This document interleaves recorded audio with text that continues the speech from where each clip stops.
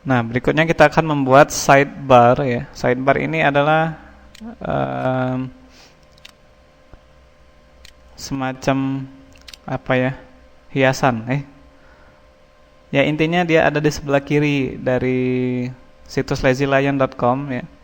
Ada foto dan ada semacam menu rollover dengan footer di bawahnya. Ya.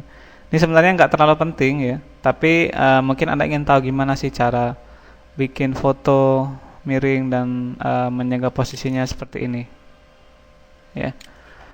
Ini juga nanti mungkin bisa digunakan sebagai navigasi ya. Mungkin kalau Anda mau, Anda bisa geser ininya ke sini, lalu buat navigasi dan ya kembangkan sendiri kreasi Anda. Ya, saya cuma ngasih tahu bahwa bisa dibuat yang seperti itu. Oke. Untuk membuat ini ya, gambar miring dan seperti ini pokoknya. Itu kita pakai Photoshop. Jadi silakan kembali ke Photoshop dan silakan buka file CAD 1 yang ada dalam CD ya. Ini sudah saya copy ke dalam folder latihan. Masukkan file CAD 1 ini ke dalam gambar situs kita. Itu menggunakan move tool ya, klik, drag. Atur supaya ukuran gambar sedikit lebih kecil lah ya. Kita nggak mungkin taruh sebesar ini di web. Jadi Anda kecilkan ukurannya, mungkin kira-kira seukuran ini. Enter, lalu Ctrl klik untuk membuat seleksi ya. Pada thumbnail layer 1, kemudian Ctrl klik untuk membuat layer baru di bawahnya. Anda perbesar seleksi, select transform selection. Lalu perbesar seleksi. Oke, tekan enter kalau sudah selesai. Isi seleksi dengan warna putih ya, Alt Del. Ini saya sudah pilih warna putih sebelumnya. Hilangkan seleksi. Lalu gabungkan layer 1 dan layer 2. Itu Anda tekan Ctrl E, dia akan digabung jadi satu dan gunakan layer style drop shadow.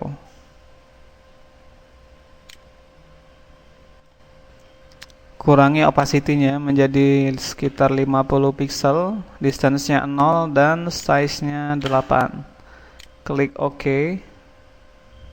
Ganti nama layer 2 menjadi foto. Kemudian Anda miringkan, tekan Ctrl T dan miringkan gambarnya. Seperti ini.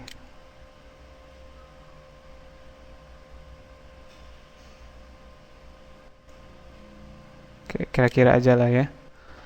Gandakan layernya, tekan Ctrl J, lalu tekan Ctrl T lagi dan Anda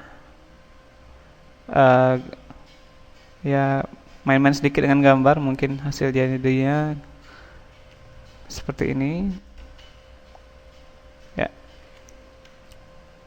Kemudian buka file CAD 2, open dan masukkan gambar CAD 2 ini ke dalam gambar desain kita ya. Ini supaya nggak berat nih.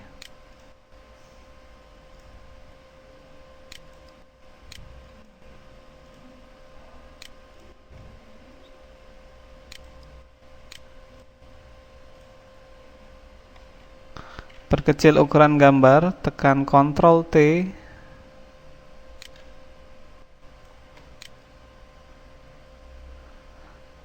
Sorry ya.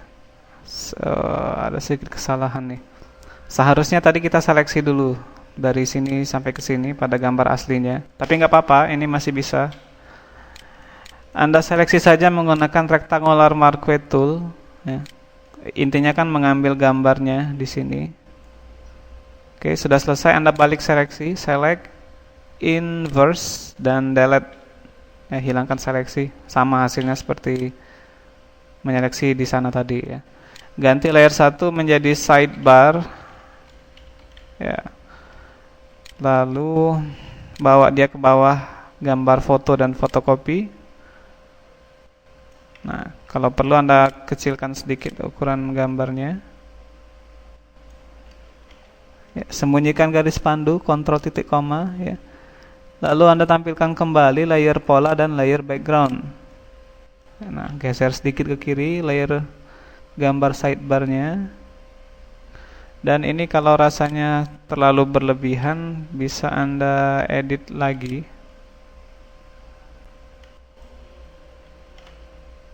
Oke. Selanjutnya kita potong gambarnya ya, menggunakan slice tool.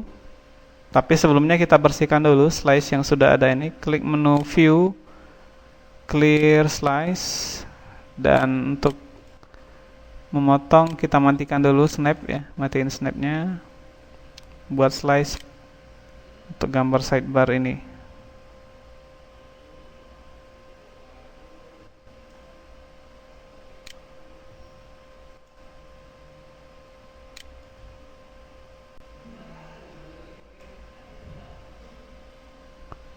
Oke, klik menu file, pilih save for web.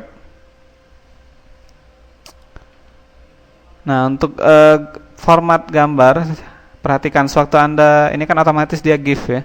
Perhatikan ukurannya jadi 35 KB dan waktu downloadnya 14 detik. Ya, ini tidak baik. Jadi kita ganti, karena dia kualitas foto, Anda pilih saja JPEG low ya. Terlalu jelek. JPEG medium aja ya. Nah, sedikit lebih baik ya. Jadi pilih JPEG medium, lihat juga ukuran filenya jadi setengah dari file GIF tadi ya, cuma 18 KB dan cuma 8 detik waktu yang diperlukan untuk membuka file ini. Kualitasnya pun tidak beda jauh dengan gambar asli ya. Klik save, beri nama sidebar, ini image only, default setting, dan selected slice ya. Klik save, lalu beralih ke Dreamweaver. Untuk sidebar kita perlu membuat div tag baru ya. Untuk itu buka tab layout dan masukkan div tag baru yang Anda beri nama sidebar juga ya. Dan untuk insert Anda pilih after start of tag div id wrapper. Klik OK ya, dia akan berada di atas sini. Anda posisikan kursor di awal teks ya. Lalu masukkan gambar sidebar. Baru Anda hapus teksnya. Text content for ID goes here. Itu Anda hapus. Oke, memang kelihatannya kacau balau ya. Tapi sebenarnya enggak, karena kita hanya belum memberitahu sidebar ini akan diletakkan di mana. Ya, jadi kita buat style untuk mendefinisikan sidebar ini akan ditampilkan pada posisi berapa ya. Buat style baru, beri nama sidebar, untuk selektornya pasti advance ya, Anda pilih. Lalu OK. Langsung buka kategori positioning ya, dan Anda pilih type absolute. Nah, untuk nilai width berapa ya kira-kira? Kita akan menggunakan lebar dari gambar ini. Pilih aja.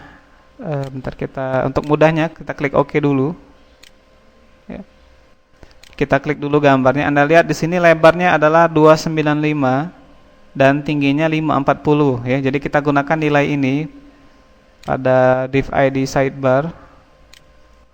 Edit style lagi, Anda atur positioningnya dan gunakan nilai yang ada di sini ya. Jadi ini lebih gampang. Widthnya 295 dan tingginya Anda bisa buat lebih besar lagi, misalnya 600 ya, 600 pixel. Klik apply.